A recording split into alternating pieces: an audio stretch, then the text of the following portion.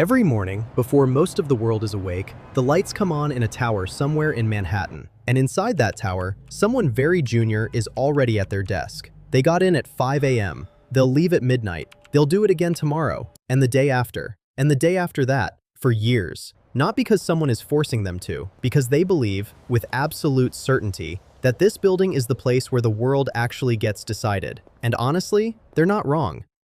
This is Wall Street. Not the street itself, though that exists, but the idea, the system, the machine that moves more money in a single afternoon than most countries generate in a year. And like every machine, it has levels. This is every level of Wall Street, from the person making cold calls in a cubicle to the person who decides where billions go before breakfast. Level 1, the analyst. You just graduated from a target school, Harvard, Wharton, LSE, maybe Princeton. You competed against thousands of applicants for this role. The acceptance rate was somewhere around 1.5%. You made it. And on your first day, you feel like you've arrived. By the end of your first week, you feel like you might be dying. The hours are not a rumor. They are real. First-year analysts at major investment banks routinely work 80 to 100 hours a week. That's not a typo. That's not an exaggeration for effect. A 2021 survey of first-year Goldman Sachs analysts found the average working week was 95 hours. Several reported sleeping fewer than 5 hours a night.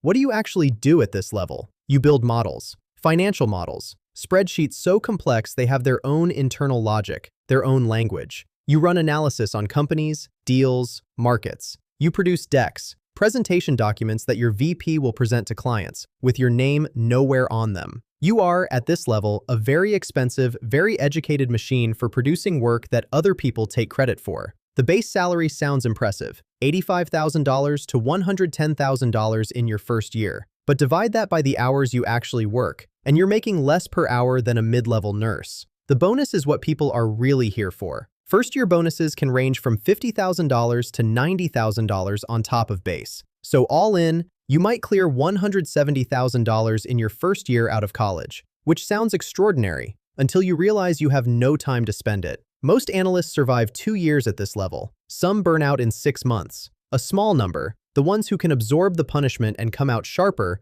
get promoted. And the ones who get promoted discover that it somehow gets harder before it gets easier. Level 2, the associate. You either survived 2 years as an analyst and got promoted, or you went and got your MBA. 2 years at a top business school costing upwards of $200,000 and came back in at this level. Either way, you're back. And things look different from here. As an associate, you're no longer just building the models. You're managing the analysts who build them. You're the layer between the people doing the work and the people selling the work. You review, you correct, you translate the raw analysis into something a client can understand. You're still working brutal hours. The 80-hour week doesn't disappear at this level, but you now have people below you absorbing some of the most punishing grunt work. The money gets serious at this level. Base salary of $150,000 to $200,000. Bonus of $100,000 to $200,000. All-in compensation can reach $350,000 to $400,000 in a good year.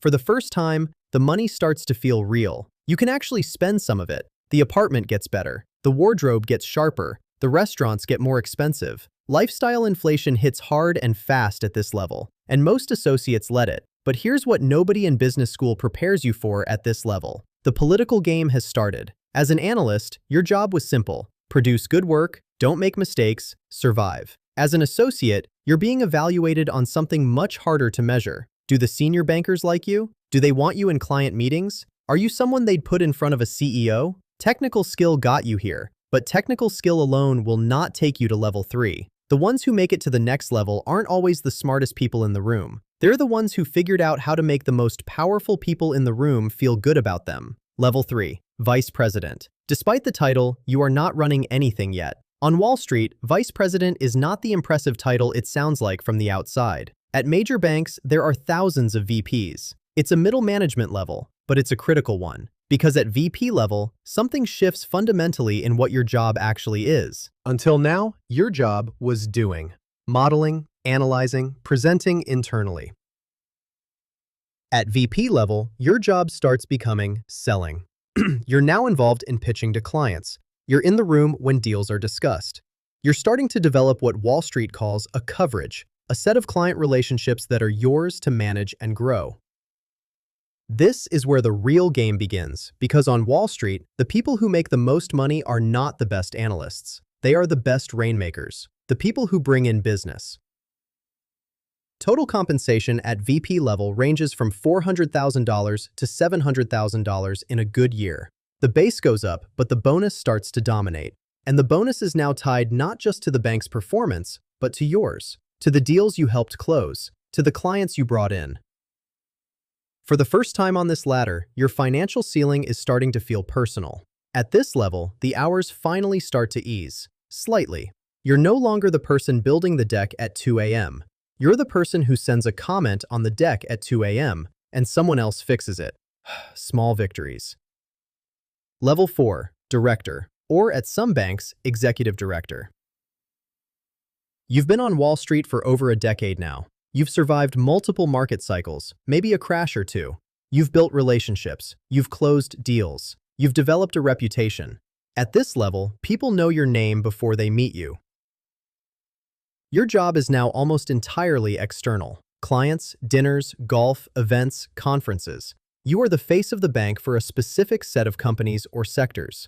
When those companies need to raise money, issue stock, or make an acquisition, you are the person they call. Or at least, that's the goal. Because at this level, the political reality of Wall Street becomes brutal in a new way. You are measured almost entirely by revenue. How much business did you bring in this year? How much is in your pipeline? How much of your client base would follow you if you left? That last question, would your clients follow you, is the most important question on Wall Street at this level. Because it's what determines your leverage, not just internally, but in the market. A director who owns client relationships is a director who can pick up the phone to a competitor and negotiate a better offer. Total compensation now, $700,000 to $1.2 million in a strong year. The number is large enough that you've stopped telling people outside of finance what you make. Level 5, Managing Director. This is the top of the pyramid for most people who spend a career on Wall Street. The vast majority of people who start as analysts never reach this level. Of those who do, it takes 15 to 20 years. At MD level, you are not managing the bank. You are the bank, in the eyes of the clients who matter most to your division. Your client relationships at this level are worth hundreds of millions of dollars in fees to the bank. A single M&A deal, a merger or acquisition, can generate $10 million, $50 million, even $100 million in advisory fees. You don't keep that money, but you brought it in. And that matters enormously to what you're paid. Total compensation at MD level, $1 million to $3 million in a good year. In an exceptional year, significantly more. But here's what changes at MD level that nobody who hasn't reached it fully anticipates. The money is almost beside the point. What matters at MD level is position, access. The fact that when a major company decides to go public, or a government wants to raise debt, or a sovereign wealth fund needs an advisor, your name is in the conversation. That access is worth more than any single bonus, because it compounds. Every deal leads to the next deal. Every relationship opens 3 more doors. The network at this level is not just professionally valuable, it is structurally powerful in ways that most people never get to see. Level 6, Partner. This level doesn't really exist at traditional investment banks in the same way. The partner level is where Wall Street transitions into something different: private equity firms, hedge funds, venture capital. This is where the structure changes completely. At a private equity firm, partners raise money from institutional investors, pension funds, sovereign wealth funds, university endowments, and deploy it into companies.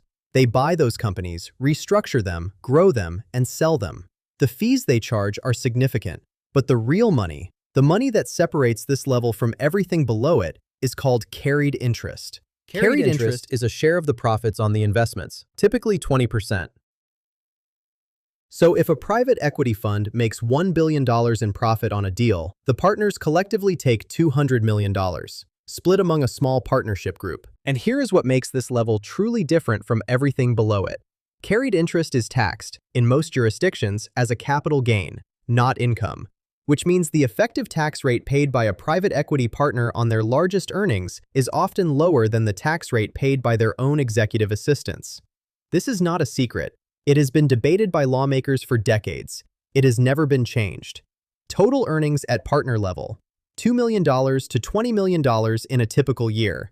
In an exceptional year, when a major fund realizes its gains, individual partner payouts can reach 9 figures. Numbers that stop making emotional sense. Level 7. The fund manager, the chief investment officer, the person at the top of a major hedge fund.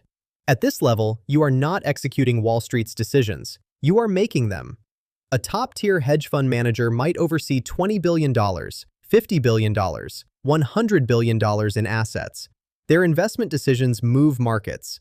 When a fund of this size takes a position in a stock, the price moves. When they exit, the price moves again. The best hedge fund managers in the world don't just predict markets. They have the power to influence them. The compensation at this level defies normal language.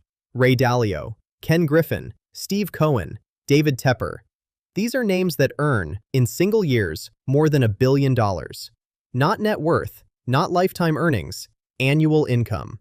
Ken Griffin's Citadel paid him approximately $4.1 billion in a single year, more than the GDP of several small nations. At this level, the concept of making money has become almost philosophical. You are not making money to spend it.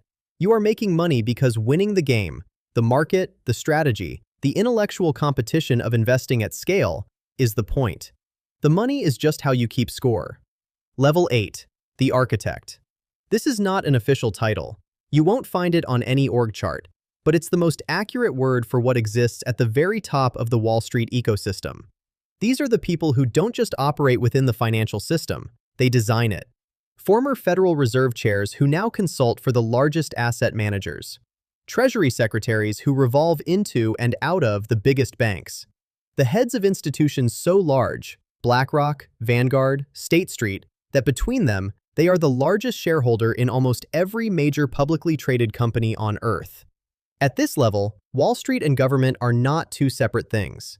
They are the same conversation, happening in the same rooms, between the same people, wearing different name badges. The decisions made at this level, interest rate signals, regulatory frameworks, the quiet approval or disapproval of financial instruments, ripple down through every level we've discussed today. The analyst on the trading floor at 5 a.m., the associate reviewing the pitch deck at midnight, the managing director closing the billion-dollar deal. All of them operating inside a system whose fundamental architecture was decided by people they will never meet. So, every level of Wall Street, from the analyst running on 4 hours of sleep and cold coffee, to the architect whose phone call can move a market. Here's what connects every single level on this ladder. Information.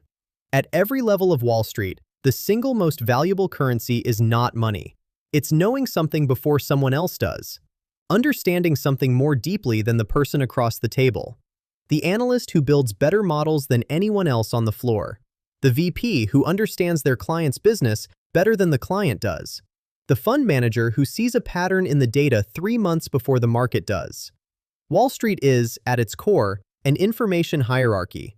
And every level you climb, the information gets better, the access gets deeper, and the rules, very quietly, change in your favor. The question Wall Street has always asked, and never fully answered, is whether any of this is fair. Whether a system that concentrates this much information, this much access, and this much power in this few hands is actually serving the economy it claims to support. That question doesn't have a clean answer, but it has a very clear address. Somewhere in a tower in Manhattan, where the lights are already on. If you want to understand more about how money actually works, at every level, subscribe. We'll keep pulling back the curtain. See you in the next one.